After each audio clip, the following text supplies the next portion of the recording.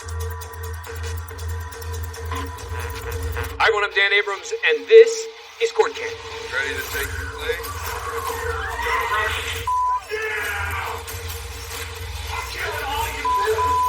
I hope you die in person as well.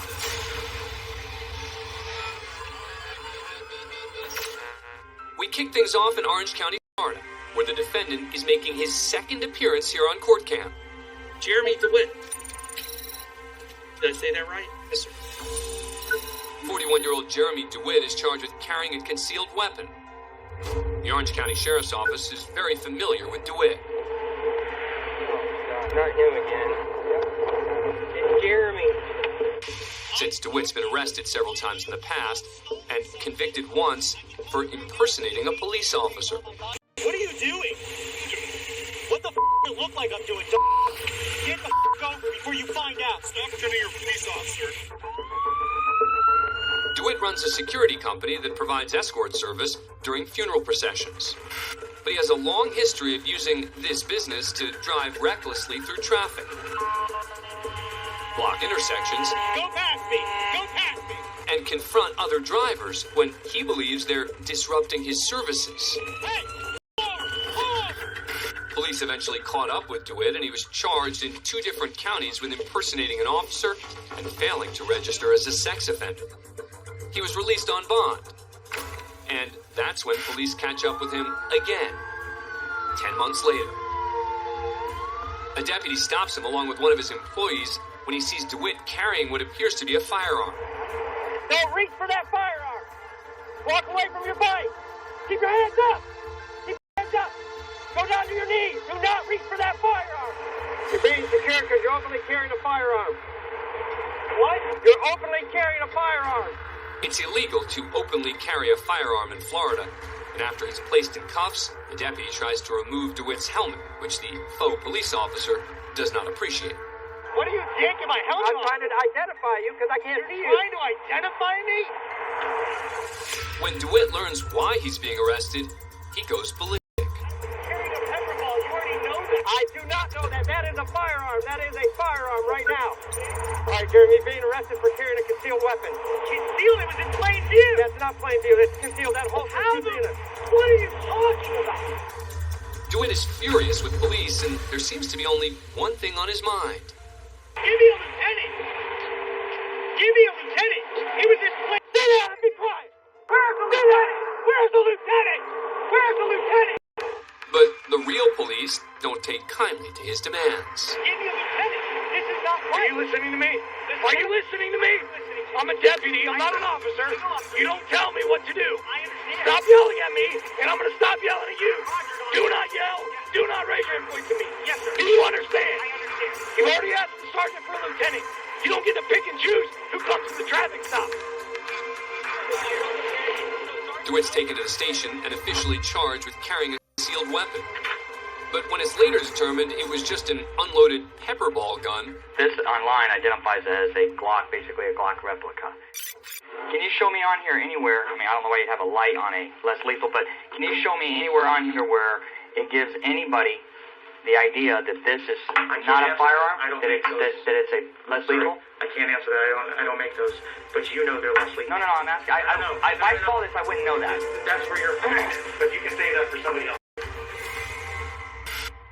How's it going, sir? Good, how are you? the charges are dropped. Wherever you want to go. Do you need a ride?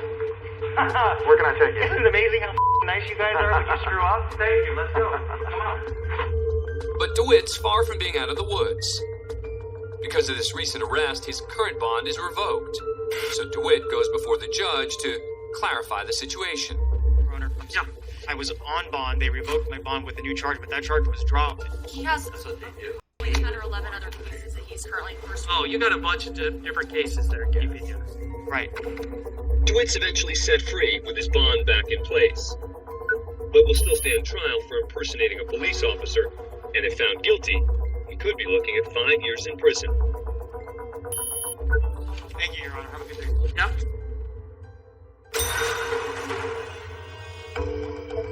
Next, we're at the Fresno Criminal Courthouse for a hearing. 30-year-old inmate Brandon Brophy has been charged with burglary. He's in this courtroom about to begin proceedings when he decides he's not that interested in sticking around. A shackled Brophy doesn't get far before a deputy tries to restrain him in the hallway.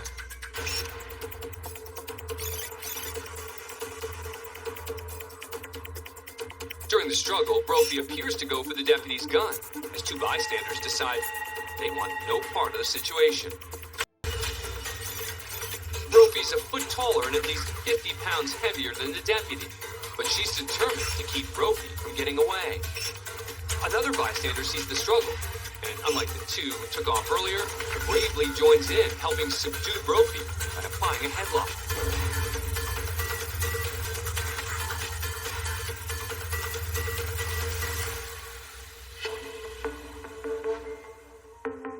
Brophy's subdued, shackled, placed in a wheelchair, and wheeled back to jail.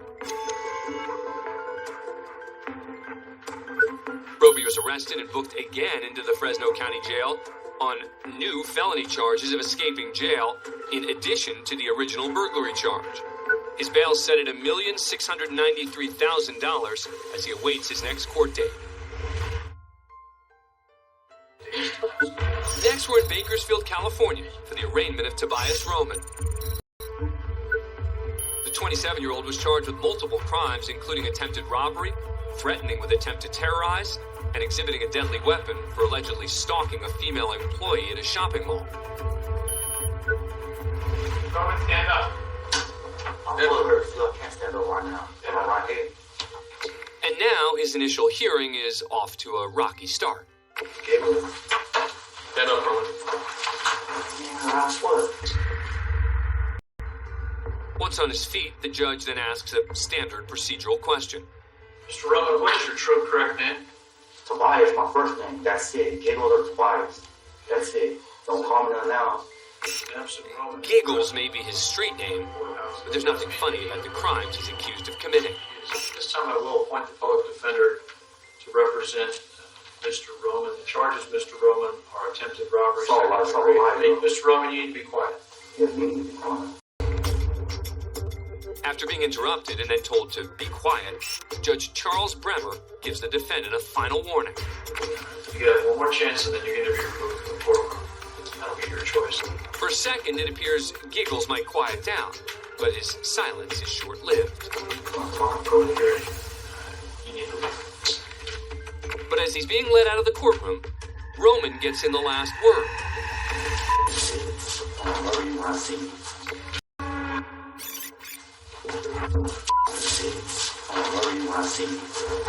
The judge heard that comment loud and clear. I'd like to note for the record, Mr. Roman's statement on the record that he will murder me if he sees me. And I'm going to request law enforcement to take the appropriate action. Tobias Roman later pled no contest to the charge of threatening a public official and was sentenced to 8 months in prison. Of his original charges, all were dismissed except for threatening with intent to terrorize. He pled no contest and was sentenced to 3 years in prison. You're a vicious liar with no remorse. What a monster you are. The defendant, 52-year-old Lance Mason, is no stranger to this very courtroom. For 6 years, he served here as a Cuyahoga County judge.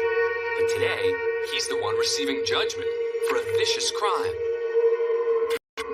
Just minutes before police arrived on the scene, Lance Mason was waiting at his sister's house for his ex-wife, Aisha Fraser, to arrive with their 8 and 11-year-old daughters. At the time, the couple was in the middle of an ongoing custody battle. Once at his sister's house, Mason violently stabbed Fraser to death outside the home. This police body cam video shows the chaos that followed. It's 1-1. It's on this side of the street. It's him. He came out of the house. It's him. What's up? Put your hands up. Attempting to flee the murder scene, Mason crashed a black SUV into the side of a police unit. An officer who was exiting the vehicle is struck and severely injured. Put your hands up. Hands up. Hands up. Back at Shaker Heights, Ohio, where Judge Lance Mason was being apprehended by police, who believed the judge had just stabbed his ex-wife to death. Put your hands up! Stand up! Stand up! Now on foot, Mason tries to outrun police. You're gonna get shot! Put your hands up! He runs back to his sister's house and scene of the crime. On a stairwell inside, police finally catch up with Mason and place him under arrest. His hands behind your back. Do it now. Do it now. Is anyone else in the house? My daughter's in my... Where are they? Are they hurt? They're in his bedroom. Are they hurt? No, not in any way.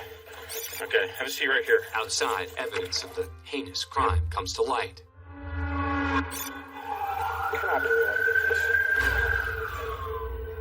Mason would later plead guilty to the aggravated murder of his ex-wife, Aisha Fraser. He was also charged with felonious assault on a police officer for crashing his SUV into the officer and his vehicle. Now at sentencing, the victim's mother recounts her daughter's abusive relationship with Mason. Today I confront you on behalf of my husband and myself for the aggression that you had rendered to my daughter and our family, causing her to live in fear and ultimately resulting in Aisha's murder at your hands. You are a vicious liar with no remorse other than the fact that you ruined your own life in prison to you without the possibility of parole. Before learning his sentence, Lance Mason stands to address the court.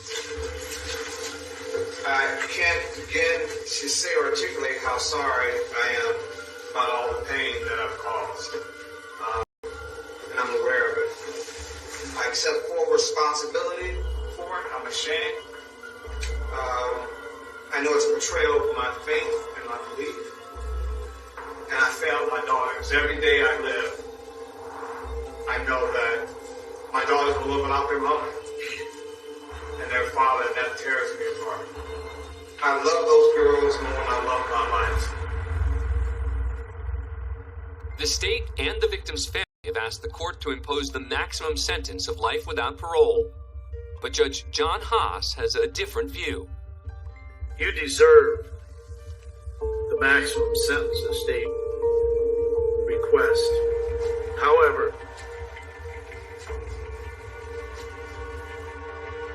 there is something, anything positive to transpire out of this in the future is for you to make a difference while you are in prison, to help others with your background. You will then be eligible to appear before a parole board.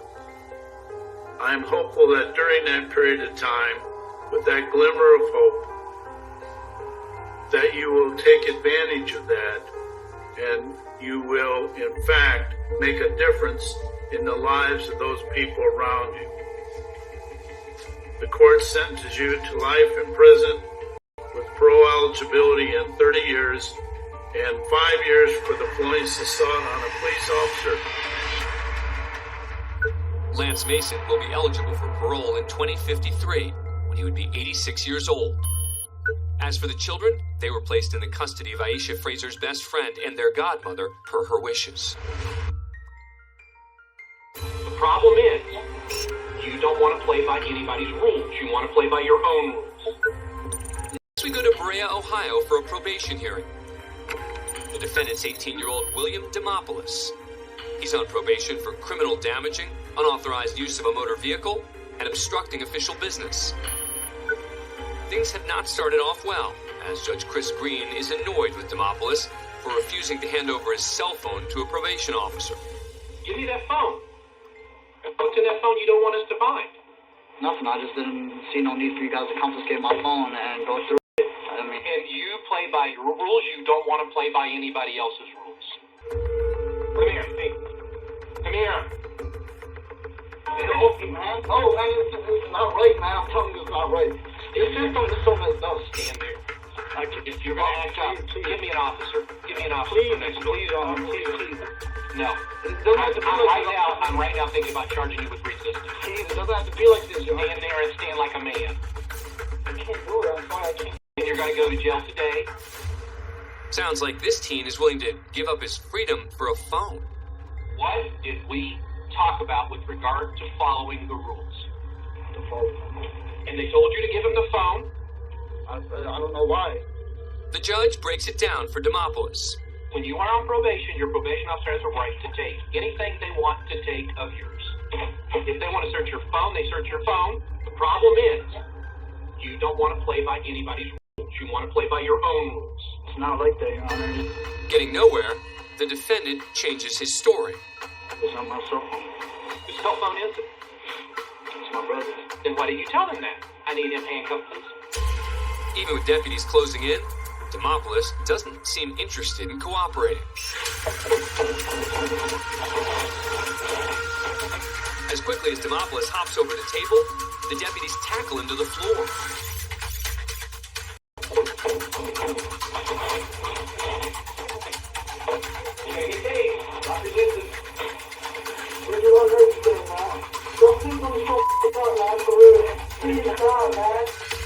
That's the defendant's grandfather looking on.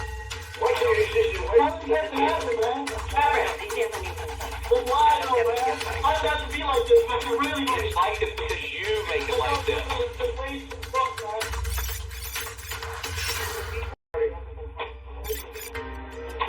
My problem is I can't have someone on probation if they won't listen to their probation officer. He is a problem. I know he is a problem. Man, he's kind of like a little cat, though. Yeah, he's strong. He's very athletic. Yeah. The judge revokes the defendant's probation, and he's charged with resisting arrest. He's sent to jail for 40 days. Joining us now is the judge you saw there from the back, Judge Christopher Green. Judge Green, thanks very much for joining us. Appreciate it. So take us back to that day. What were you expecting as the proceedings started?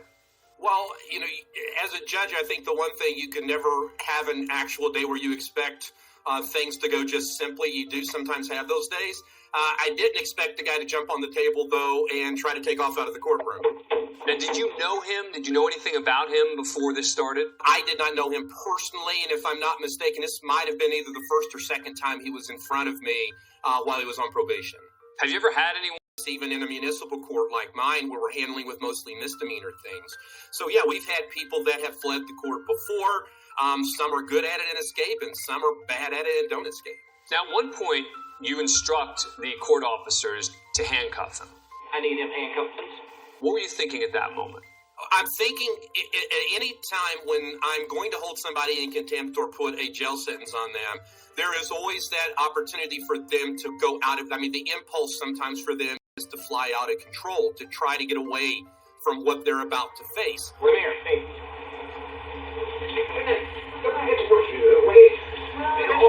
No, man, it's not right, man. I'm telling you it's not right. So routinely, I think most judges would instruct them to handcuff the individual and to help impede them from being able to get out of our control. Judge Christopher Green, thanks so much for taking the time. We really appreciate it. Dan, thank you for having me on. It's been my pleasure. That's it for this edition of Court Cam. I'm Dan Abrams. Thanks for watching.